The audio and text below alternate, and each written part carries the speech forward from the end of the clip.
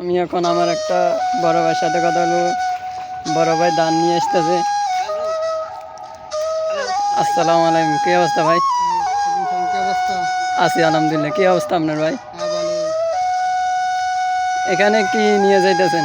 এগুলো এসে যে ধান এগুলা কোথায় ফেলবেন? এগুলো তিরিশ ধান করবো, এটাতে বড় জমি না। জমিনে যাইতেছেন কেন?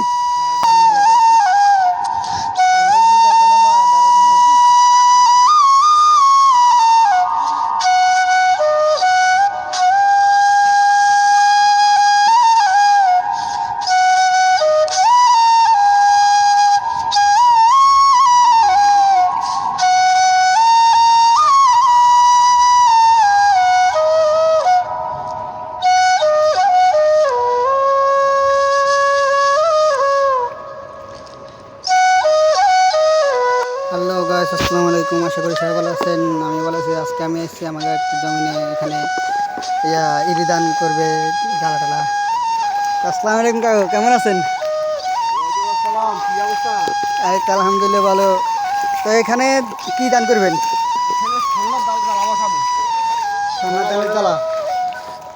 তো এটা কি এখন পানিটা ভিজছে, তারপরে তারপর জঙ্গলে এটা সাফ করলে হবে? হ্যাঁ।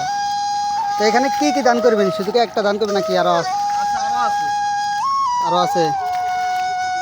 তো সবাই দেখেন জমিটা হ্যাঁ। আর তো দেখেন জমিটা অনেক বড়। এইখান বেগেতে পুরো এটা এটা হচ্ছে নি, সেটা বাইরে। হুম।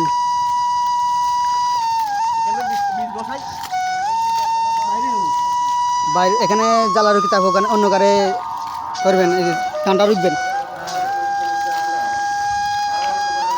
তো দেখেন জমিটা অনেক বড় আছে। তো আমাকে এখানে আরও আছে আমার চাচাতো ভাই আব্দুল, আমার ছোট ভাই, আর আমার আব্বু আছে। দেখা যাক আমরা ওনাদের সাথে কিছু কথা বলবো। ওনারা এখানে কি করে?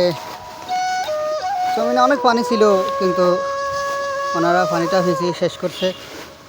দেখা যাক আমরা ওনাদের সাথে কিছু কথা বলবো। তোমার কি অবস্থা আব্দুল? আসসালামু আলাইকুম। কি অবস্থা তোমার? আছি আলহামদুলিল্লাহ। কি অবস্থা আপনার ভাই? এই তো ভালো। তো তুমি এখানে কাজ করতে আছো তাই? জি। তো এখানে জানা লাগবে। তো এখানে পানি কিরকম ছিল? পানি হানি ছিল। পানি অনেক পানি ছিল। জি।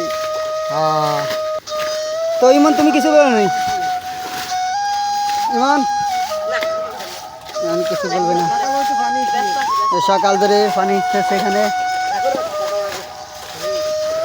এখন প্রায় 10টা 11টা বাজে, কিন্তু এখনো পানি সেটা শেষ হয় নাই। জমিনটা আছে অনেক বড় আছে জমিনটা। এখানে ধান করবে, এদি ধান। 3জন মিলে পানি দিতেছে, এখনো পানি শেষ হয় নাই।